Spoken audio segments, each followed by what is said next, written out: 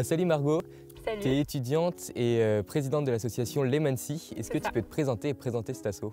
Oui, alors je suis étudiante en biologie marine à l'Université de La Rochelle. Et donc pour te parler un peu de Lemoncy, c'est une association qui a été créée en 2014 par deux étudiantes à Sciences Po Paris et qui fait de la sensibilisation à l'acidification des océans. C'est un phénomène qui est issu du dérèglement climatique dû à l'augmentation de CO2 dans l'atmosphère. Donc il faut savoir que les océans, c'est une pompe à carbone naturelle qui va capter le CO2 atmosphérique. Il le fait naturellement pour réguler le climat. Sauf que depuis à peu près la moitié du 19e siècle, on a une augmentation de la quantité de CO2 dans l'atmosphère due aux activités anthropiques et à l'exploitation des énergies fossiles. On estime qu'il y a environ 25% de nos émissions de CO2 qui sont absorbées par les océans.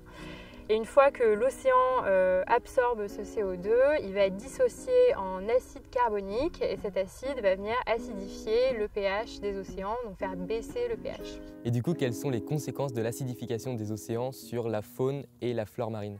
Alors, vu que l'eau va être plus acide, on va observer pas mal d'impacts sur tous les organismes qui sont calcifiants.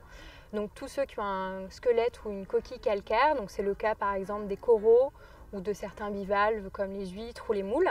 Et est-ce que ça a un impact sur les poissons aussi par exemple? Forcément, ça a un impact sur les poissons parce que les poissons du coup se nourrissent de zooplancton par exemple qui se nourrissent eux-mêmes de phytoplancton. Les poissons, s'ils n'ont plus de nourriture liée à ce dérèglement des réseaux trophiques, vont être impactés. Après, il y a aussi les récifs coralliens, donc qui sont des niches écologiques qui abritent 25% de la biodiversité marine et donc qui sont un lieu d'habitat et de nourriture, d'alimentation pour des poissons. Toute la chaîne alimentaire peut être impactée. Du coup, est-ce que ça peut avoir un impact sur les populations qui dépendent de la pêche? Forcément, ça aura un impact. Après, aujourd'hui, on n'est pas encore dans un scénario trop catastrophique où l'eau est acide. Déjà, elle est encore basique, donc bon, voilà, mais elle n'est pas encore acidifiée à un point où il y a vraiment un dérèglement complet de la chaîne alimentaire. Après, on a beaucoup d'études qui s'intéressent au phénomène parce que malheureusement, à l'heure actuelle, on n'est pas réellement en train de ralentir nos émissions de CO2. Donc le CO2 continue à être absorbé par les océans. Mais à long terme, oui, il y aura forcément un impact sur les populations qui dépendent de la pêche. Est-ce que dans le passé, les océans ont déjà eu à faire face à ces problèmes-là d'acidification?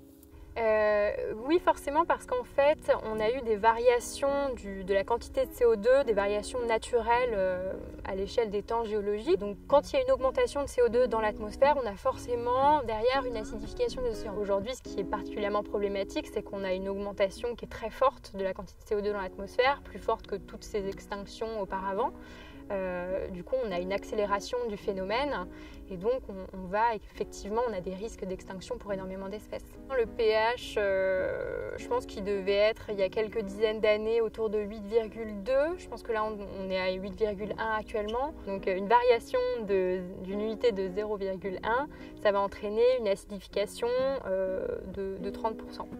Ouais, c'est pas négligeable. Non, ces variations de pH, même si elles sont moindres sur l'échelle de pH, elles ont un impact qui est fort sur ces organismes qui sont évidemment très sensibles et qui vont du coup avoir assez de mal à s'adapter à ces changements. Donc on a conscience du problème, l'océan n'est pas encore acide. Qu'est-ce qu'on peut faire pour éviter qu'il le devienne?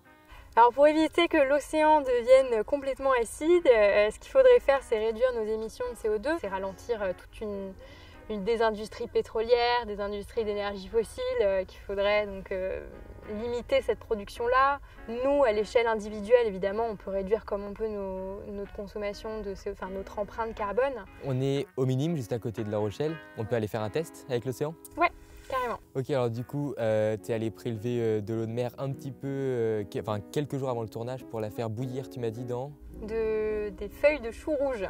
Donc en fait, pour donner un indicateur coloré qui va nous permettre d'observer les variations de pH directement. Ok, et du coup là, l'expérience, elle va consister en quoi? La première chose que je vais faire, c'est d'ajouter donc quelque chose d'acide dans un des tubes à essai. Donc là, ça va être du vinaigre. Je mets dans le deuxième tube à essai du bicarbonate, qui a un pH basique. Alors ensuite, dans le dernier tube, ce que je vais faire, c'est que je vais venir souffler avec une paille. Et donc quand je vais souffler, je vais injecter du CO2 dans la solution. Donc du coup, en soufflant, tu rajoutes du CO2 dedans. ça fait le même effet que les activités anthropiques qui provoquent du CO2 et qui retombent dans l'océan. Voilà, c'est ça. Donc ici, c'est le résultat de mon expérience. Donc là, c'est le tube à essai où j'ai mis du vinaigre. Ici, c'est le tube à essai où j'ai soufflé, donc où j'ai rajouté du CO2. Et ici, c'est le tube à essai où j'ai mis du bicarbonate de soude, donc quelque chose de basique. Donc on se rend bien compte que la couleur obtenue avec mon souffle se rapproche beaucoup plus de la solution avec le vinaigre. De la solution acide du coup? Voilà, de la solution acide. Donc en fait, quand on rajoute du CO2 dans les océans, ça va avoir un effet d'acidification du milieu et c'est ça qu'on appelle l'acidification des océans.